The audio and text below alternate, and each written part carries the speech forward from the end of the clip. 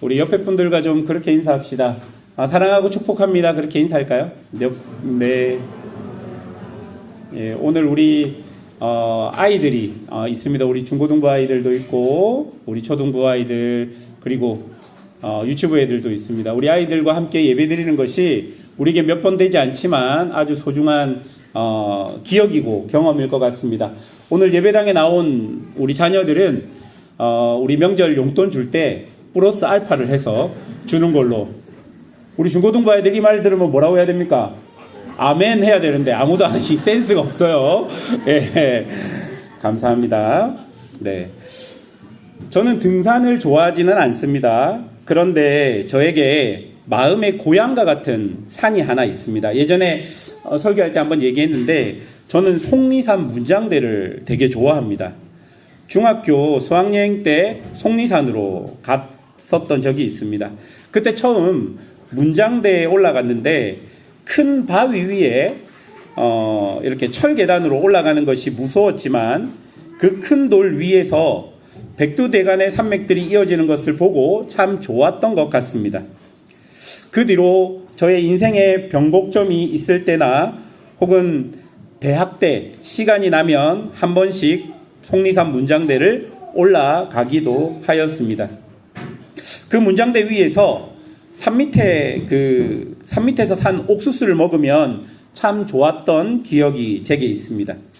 또한 산을 올라가면서 또 드는 생각, 그리고 산을 내려오면서 드는 생각을 통해서 괜시리 좀 인생을 배우는 듯한 마음이 들기도 했던 것 같습니다. 아무튼 등산은 싫어합니다. 그러나 문장대에서 그 느낌 때문에 산이 주는 매력을 진짜 조금 정도는 알 것 같았습니다. 제가 이렇게 오늘 설교를 하면서 산에 대한 이야기로 시작하는 이유가 오늘 본문에서 예수님께서 3명의 제자들을 데리고 높은 산으로 등산을 했기 때문입니다. 보통 사람들은 오늘 본문의 사건을 변화산 사건이라고 말합니다. 그러나 오늘 본문에서는 이 산의 이름을 뭐라고 지칭하지는 않지만 그저 높은 산이라고 이야기하는 것을 볼 수 있습니다. 그렇다면 예수님께서 왜 제자들을 3명을 데리고 산에 올라가셨는지 본문을 통해 한번 살펴보기를 원합니다. 우리 1절 말씀 다 같이 한번 읽어보겠습니다. 시작! 엿새 후에 예수께서 베드로와 야고보 그의 형제 요한을 데리시고 따로 높은 산에 올라가셨더니. 여러분, 오늘 본문이 뭐라고 시작합니까? 엿새 후라고 본문이 시작됩니다. 그 앞에 나오는 마태복음 16장 사건으로부터 엿새가 지난 날을 의미합니다. 여러분, 마태복음 16장을 보면요, 역사상 가장 위대한 고백인 베드로의 고백이 나옵니다. 여러분, 교회를 조금만 다닌 사람은 다 알다시피 마태복음 16장 16절은 이렇게 기록합니다. 시몬 베드로가 대답하여 이르되 주는 그리스도시요 살아계신 하나님의 아들이시니이다. 여러분, 이 고백은 실로 엄청난 고백입니다. 그리고 이 엄청난 고백 위에 예수님께서는 교회를 세우겠다 그렇게 이야기하십니다. 그런데 이런 훈훈한 분위기는 얼마 가지 못했습니다. 그 16장 21절을 보면요, 예수님께서 이 고백을 들으시고 난 이후에 자기가 예루살렘에서 고난을 받아 죽임을 당하고 3일 만에 다시 살아날 것임을 제자들에게 이야기합니다. 그 얘기를 듣고 22절에 베드로가 예수님을 향해서 항변하면서 그렇게 하지 말라라고 말합니다. 그리고 예수님께서는 23절에서 사단아 내 뒤로 물러가라 말하면서 24절에 누구든지 나를 따라오려거든 자기를 부인하고 자기 십자가를 지고 나를 따르라 말씀하십니다. 여러분, 16절의 위대한 고백이 있고 나서 상황들이 정말 빠르게 팍팍팍팍 전개됩니다. 그런데 제자들은 예수님의 이 말씀이 도통 무슨 소리인지 전혀 알 수 없었던 것입니다. 여러분, 제자들은 생각했습니다. 예수님이 그리스도시고 살아계신 하나님의 아들이란 말은 예수님이 곧 메시아라는 거예요. 예수님께서 메시아면 이제 뭐 해야 됩니까? 다윗의 왕국을 회복해야 합니다.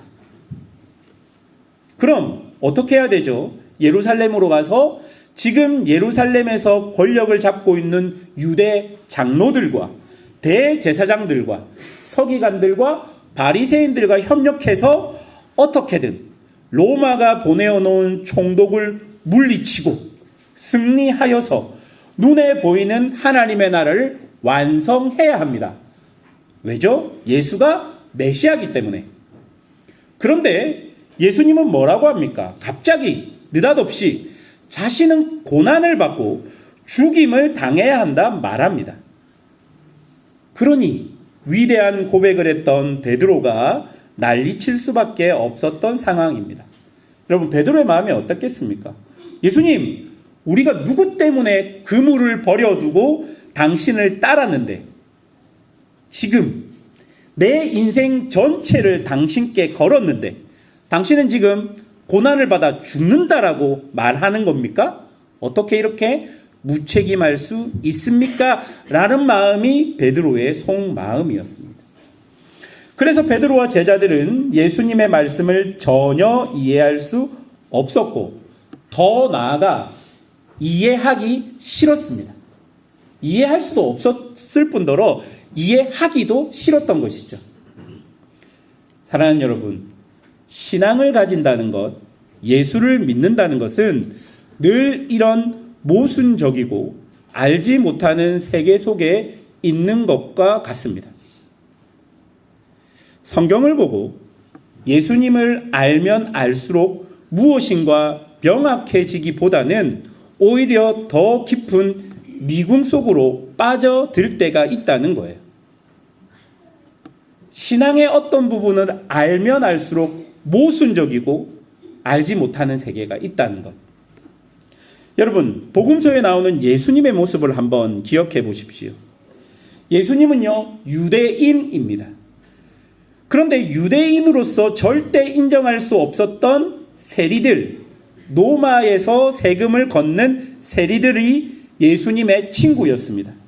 그리고 피가 섞여서 부정한 사마리아 땅에 남편이 5명이 있을 정도로 손가락질 받는 여자를 유대인인 예수님이 찾아가십니다. 또한 여러분, 하나님 나라와 전혀 상관없다고 생각했던 가나안 여인 스로보니게 여인의 딸을 고쳐주십니다. 여러분, 유대인으로서는 절대로 이런 예수님의 모습을 이해할 수 없었던 거예요. 그런데 예수님의 가르침은 또 어떠합니까? 우리가 지금 2주 동안 살펴보았던 산상수훈과 여러 말씀들을 생각해 보십시오.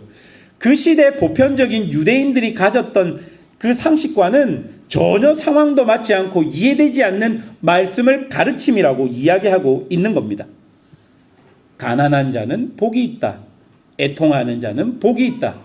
유대인들의 생각으로는 절대로 이해되지 않는 상황인 거예요. 그리고 그런 상황에서 요한복음 3장에 니고데모가 밤늦게 예수님을 찾아오게 되는 것이죠. 니고데모가 왜 찾아왔습니까?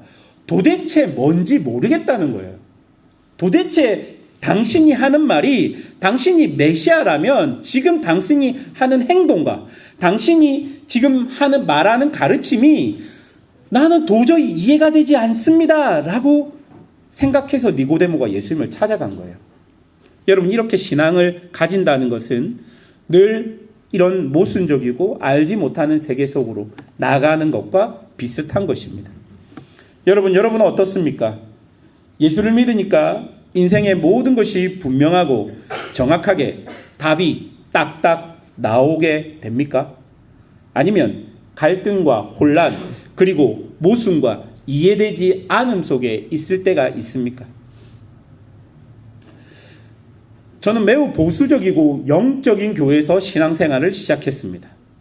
저는 초등학교 3학년 때 처음 통성기도를 했어요.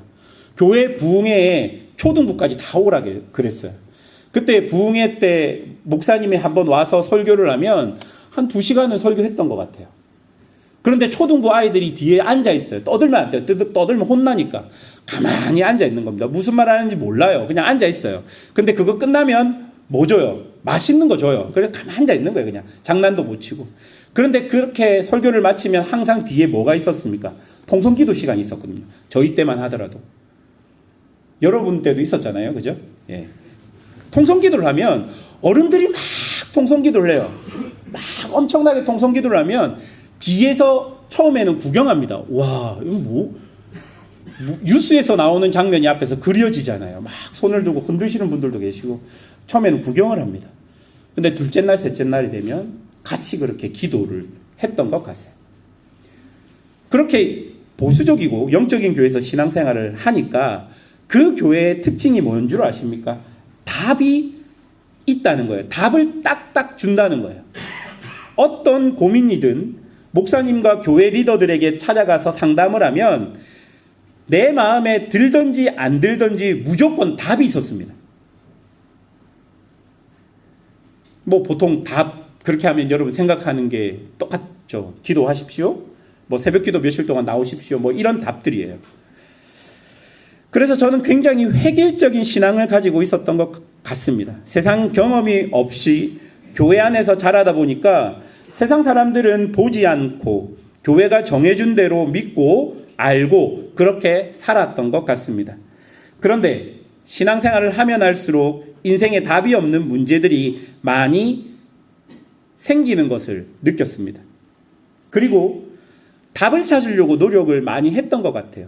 그런데 나에게 다가오는 답을 아무리 생각하고 묵상해도 그게 답이 아닐 때가 많으니 답이 없는 문제는 답이 없이 그냥 두고 사는 것이 예전에는 여러분 신앙적이지 않은 것 같았는데 그렇게 경험하면서 어쩌면 답이 없는 문제를 답 없이 그냥 두는 것이 매우 신앙적인 것일 수 있겠다는 생각이 들었던 거예요. 제자들은 예수님의 말에 혼란과 갈등 속에 빠졌습니다. 저는 이런 모습이 신앙을 가진 우리의 현재 모습이라고 보여졌습니다. 여러분, 신앙을 가진다고 100%의 답이 우리에게 있는 것은 아닙니다. 여러분의 인생을 살아갈 때 내가 기도를 열심히 하고 말씀을 열심히 듣고 여러분이 66권의 말씀 속에서 답을 찾으려고 아무리 노력해도 찾아지지 않는 답이 분명히 있다는 거예요. 그러면 어떻게 해야 됩니까? 그게 비신앙적인 겁니까? 아니에요. 그냥 그 답 없음을 인정하고 살아가는 것이 매우 신앙적인 모습일 수 있다라는 것입니다. 예수님은 엿새 후에 그런 갈등 속에 있었던 제자들 중 몇을 데리고 오늘 본문에 나오는 그 높은 산으로 올라가게 되는 것입니다. 여러분 2절을 한번 보겠습니까? 다 같이 2절 읽어보겠습니다. 시작. 그들 앞에서 번영되사 그 얼굴이 해같이 빛나며 옷이 빛과 같이 휘어졌더라. 여러분 그 산에 올라가서 예수님께서 당신의 그 얼굴과 그 온 몸에 광채를 발하셨습니다. 그리고 3절에 보면 모세와 엘리야가 예수와 함께 있었다라고 말합니다. 여러분 2절과 3절에서 이야기해 주는 것이 무엇이냐면 예수님이 정말 메시아인 것을 제자들 눈에 똑똑히 보여준 사건입니다. 여러분 이렇게 눈앞에 메시아가 가지고 오는 영광이 눈앞에 보이니까 베드로가 감격했습니다. 그리고 감동했습니다. 그래서 4절에 베드로가 뭐라고 이야기합니까? 베드로가 예수께 여쭈어 이르되 주여 우리가 여기 있는 것이 좋사오니 만일 주께서 원하시면 내가 여기 초막셋을 짓되 하나는 주님을 위하여 하나는 모세를 위하여 하나는 엘리야를 위하여 하리이다. 베드로와 그곳에 있는 제자들에게 바로 그곳이 무엇이었습니까? 하나님의 나라인 거예요. 율법의 수혜자인 모세가 눈앞에 있고요. 선지자 중에 선지자라고 말하는 엘리야가 눈앞에 있습니다. 그리고 그 중심에 누가 있는 거예요? 예수님이 있는 거예요. 그 말이 곧 뭡니까? 예수님이 메시아라는 것을 알려주는 것이죠. 여러분, 그 시대 제자들, 그 시대 유대인들은 그게 곧 꿈이었습니다. 내 눈으로 메시아의 영광을 보는 것, 내 눈으로 메시아의 영광 안에 있는 것, 그게 그들에게는 꿈인 것이죠. 그러니 제자들에게 이 장면은 뭡니까? 꿈이 이루어진다. 그 장면이에요. 그래서 무슨 고백을 합니까? 여기가 조사오니라는 고백이 베드로의 입에서 나온 겁니다. 여러분, 그 영광이 가득한 곳에 갈등도 없고 혼란도 없고 눈에 보이는 것 자체가 바로 딱 답이고 걱정과 근심과 두려움과 답답함이 하나도 없는 그냥 그 황홀한 황홀경에 빠져 있는 그 상태였던 것이죠. 여러분, 이 2절과 3절이 우리에게 보여주는 장면은 우리가 원하는 하나님의 나라가 그곳 가운데 임하고 있는 것을 보여주는 거예요. 목사님, 예수님의 얼굴이 조금 밝아진 거, 그리고 거기에 뭐 엘리야 모세가 있다고 뭐 그리 거기가 하나님의 나라이겠습니까? 라고 생각한다면 우리는 한국인이기 때문에, 그리고 지금 21세기에 살기 때문에 그게 별로 감동이 안 오잖아요. 그런데 메시아를 기다리고 있었던 유대인들에게 그것은 정말 말로 다 표현할 수 없는 감동입니다. 여러분, 대한민국이 월드컵에서 우승한 것보다 더 엄청난 감격과 감동이었다는 거예요. 내가 원하는 하나님 나라가 지금 내 눈앞에 벌어진 것입니다. 그런데 여러분, 5절을 보세요. 5절에 뭐라고 합니까? 말할 때에 호련히 빛난 구름이 그들을 덮으며 구름 속에서 소리가 나서 이르되 이는 내 사랑하는 아들이요 내 기뻐하는 자니 너희는 그의 말을 들으라 하시는지라. 여러분, 5절의 시작이 참 재밌습니다. 5절이 어떻게 표현되어 있습니까? 말할 때에. 그러니까 4절에서 베드로의 말이 끝나기도 전에 구름 속에서 소리가 났다는 겁니다. 여러분, 이 말이 곧 무슨 말이냐면 그 하늘에서 베드로의 말을 끝나기 전에 말했다는 것은 베드로의 입을 틀어 막았다는 거예요. 야, 너 말하지 마. 쓸데없는 소리 하지 마. 이렇게 입을 틀어 막은 거예요, 지금. 그리고 예수님이 누구신지를 정확하게 알려주고 마지막에 그의 말을 들으라 라고 명령합니다. 지금 베드로는 여기 너무 좋아요. 내가 여기 있고 싶어요. 여기서 지금 초막 짓고 우리 함께 살아요 라고 말이 끝나기 전에 하늘에서 베드로의 입을 틀어 막고 지금 너희는 예수님의 말을 들어라, 그의 말을 들어라 라고 이야기하는 겁니다.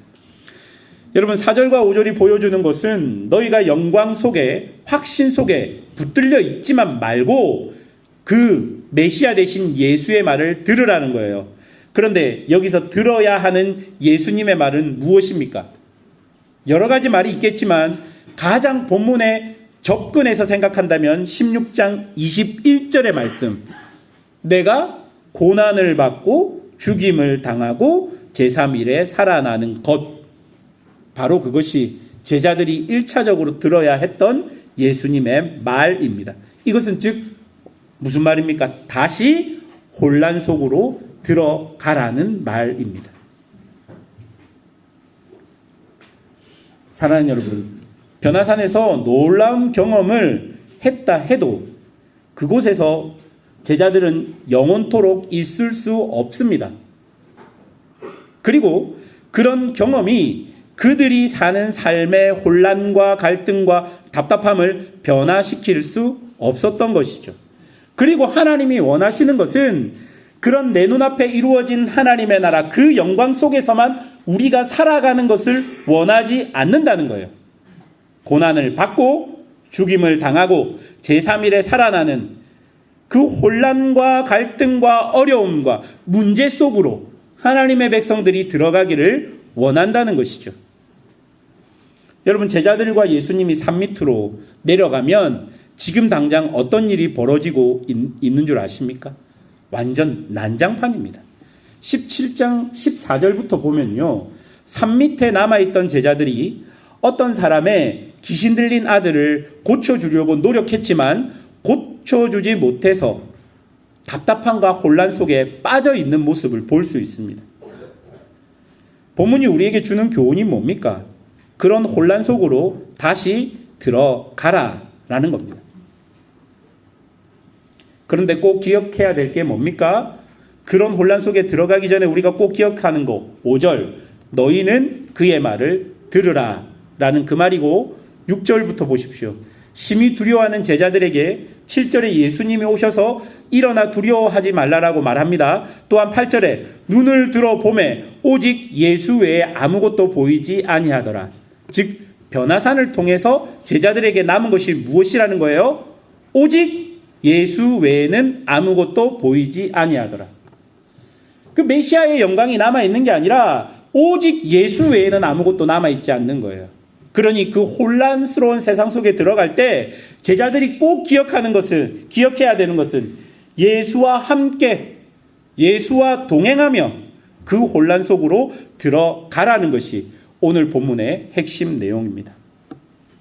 그래서 여러분, 어떤 삶에서 명확한 정의나 혹은 신앙적 행동과 태도, 소위 말하는 믿음의 말이나 신념이 있는 말들만이 믿음이 좋다는 표지를 나타내는 것이 아니라는 거예요. 답이 없고 답답하고 혼란스럽고 뭔 말인지 모르겠고 어떻게 살아가야 하는지 모르지만 그때에도 오직 예수님을 붙들고 일어나 혼란 가득한 내 삶 속으로 들어가는 것 역시 어떤 행동이라고요? 믿음의 행동이라는 거예요.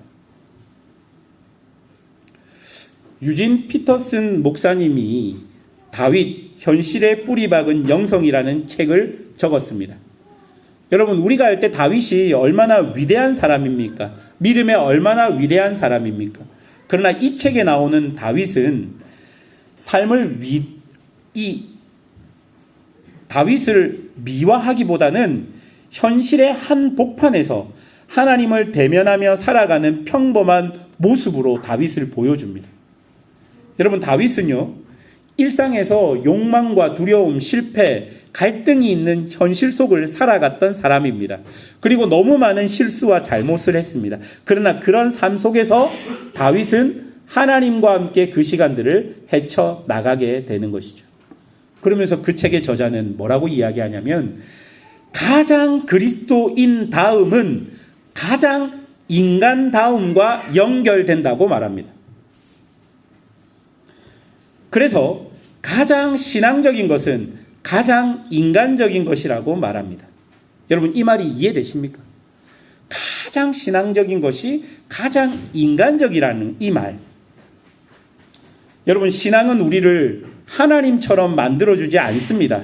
신앙은 우리를 하나님 앞에 설 수 있도록 만들어주는 것이죠. 여러분, 어떤 신앙이든 우리가 하나님과 똑같이 된다는 것은 그것은 우리의 신앙의 핵심이 아닙니다. 우리는 인간으로 하나님 앞에 서는 존재로 그렇게 만드는 것이 우리의 신앙인 것입니다. 그러니까 예수님을 닮아가야 한다 할 때 우리가 생각하는 것은 우리의 모든 모습이 예수님하고 똑같이 생각하고 예수님하고 똑같이 행동하고 예수님같이 똑같이 말해야 한다고 생각할 수 있는데 제가 생각할 때 그거 틀린 겁니다. 그렇게 될 수도 없고 그것을 성경이 원하는 것이 아닙니다. 제가 미술로 한번 생각해 보았습니다. 여러분, 이렇게 생각하면 됩니다. 우리는 각자 우리의 고유한 색깔이 있습니다. 어떤 사람은 적극적인 사람, 어떤 사람은 수동적인 사람. 요즘에 이것을 나타내는 게 MBTI잖아요. ENFT, ISFT, 이렇게 나오잖아요. 그런 인간이 가지고 있는, 그 개인이 가지고 있는 고유한 색깔이 있다는 거예요. 누구는 E고, 누구는 I고, 누구는 S고, 누구는 F고, 이런. 우리가 예수님을 닮아갈 때, 예수님께서 MBTI가 뭔지를 우리가 생각해서 예수님이 생각 안 해봤는데 뭘까요? 예수님의 MBTI가 I일까요? E일까요? ISFP라고 합시다. 제가 ISFP. ISFP라면 우리가 모두 ISFP가 돼야 되는 게 아닌 거예요. 그게 예수님을 닮아가는 게 아니라는 거예요. 우리가 가지고 있는 각자 다른 색깔 속에서 예수님이라는 색깔이 우리 각자에게 섞이면 내가 가진 색깔과 예수님이 가진 색깔이 합쳐져서 더 고유한, 더 아름다운, 하나님이 원하시는 더 나다운 색깔이 된다는 것이죠. 그게 예수님을 닮아가는 거예요. 그러니까 나의 색깔이 없어지고 예수님의 색깔만 남아있는 것이 아니라 예수님과 나의 색깔이 조화를 이루는 것이 예수님을 닮아가는 것입니다. 그래서 우리의 신앙이 깊어지면 깊어질수록 우리는 예수님 안에서 고유한 나의 모습을 발견하게 되는 것이죠. 그래서 신앙은요, 인간적인 것이 되는 것입니다. 그렇게 우리가 인간으로 삶을 사니까 우리 안에 뭐가 당연한 거예요? 신앙을 가져도 혼란이 다가오는 게 당연한 것이고, 두려움을 가지는 것이 당연한 것이고, 걱정을 가지는 것이 당연한 것이고, 근심을 가지는 것, 의심을 가지는 것도 당연한 것입니다. 사랑하는 성도 여러분, 지금 이곳에서 하나님의 나라를 사는 것은 어떤 거창한 신앙적 목적이나 목표를 요구하는 것이 아니라 혼란과 확신, 두려움과 담대함이 시시때때로 바뀌는 이 인간의 고유함을 가지고 우리 주님을 바라보며 우리의 삶에서 살아가는 거예요. 제가 이 시절이 되면 저는 이제 오랫동안 중고등부 사역을 했기 때문에 지금 이 시간이 가장 두려운 아이들이 있어요. 고3으로 올라가는 애들이죠. 아마 말은 안 해도 이제 6개월밖에 남지 않았거든요. 굉장히 떨릴 겁니다. 근데 이 아이들을 보면서 제가 드는 생각은 하나님께서 이 6개월의 시간 동안 이 아이들은 정말 많은 그 감정의 변화들이 있을 겁니다. 조금 좋으면 확 올라갔다가 조금 또 안 좋으면 확 떨어지고 그리고 학교에서 면담하고 오면 막 울고 막 이런 여러 감정들이 있을 겁니다.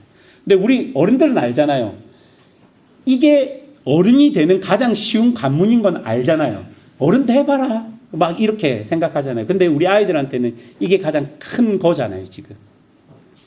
이런 아이들을 보면서 오늘 설교를 준비하며 우리 중고등부 아이들이 오니까 제가 주고 싶은 말이 당연하다는 거죠. 이 시간에 혼란스럽고 이 시간에 아무것도 되지 않을 것 같고 내성적으로는 정말 아무것도 못할 것 같고, 제가 들었던 말 중에 가장 기가 찬 말이 뭐였냐면, 목사님, 베트남에 있을 때 어떤 애가 저한테 그렇게 말했어요. 목사님 12특 최초로 재수할 것 같아요. 제가 이 말을 들었던 적이 있어요. 여자인데 1차가 다 떨어지고 막 떨어지고 막 있으니까 목사님 막 이렇게 와서 제가 그때는 같이 손잡아주고 쌀국수라도 먹으러 갈래? 제가 그랬는데 나중에 붙었어요. 다. 지금 우리가 가지고 있는 이 두려움과 이런 걱정의 감정들 당연한 거죠. 그 감정들이 믿음 없음과 신앙 없음이 아니라는 거예요. 그냥 당연한 거예요. 여러분, 우리 일들이 잘 안 되면 두려울 수 있어요. 여러분, 실직하면 괴로울 수 있어요. 그런데 그 괴로움을 막고 나는 믿음으로 승리할 거야. 안 괴로워. 그거가 신앙적인 게 아니고 괴로워하는 게 신앙적인 거예요. 어려운 일이 있을 때 아프면 아야, 이게 정상적인 거잖아요. 그게 굉장히 신앙적이라는 것이죠. 그래서 주님께서는 우리에게 혼란 속으로 들어가기를 원하는 거예요. 그냥 변화산에서 그 아름다운 하나님의 나라만 보고 있도록 그렇게 두지 않으시고 일어나 내려가자. 그곳에서 우리가 살아야 된다는 거예요. 말씀을 맺겠습니다. 변화산의 경험을 통해 제자들은 더욱더 명확하고 분명하게 예수님이 메시아인 것을 알게 되었습니다. 그리고 인정하기 싫지만 그분의 말이 곧 하나님의 뜻임을 알게 되었습니다. 그리고 거기서 멈추는 것이 아니라 다시 혼란이 가득한 세상 속으로 내려옵니다. 여전히 눈앞에 거대한 현실 속에 정말로 하나도 변화된 것이 없는 것처럼 제자들은 또 두려워하고 또 시기하고 또 질투합니다.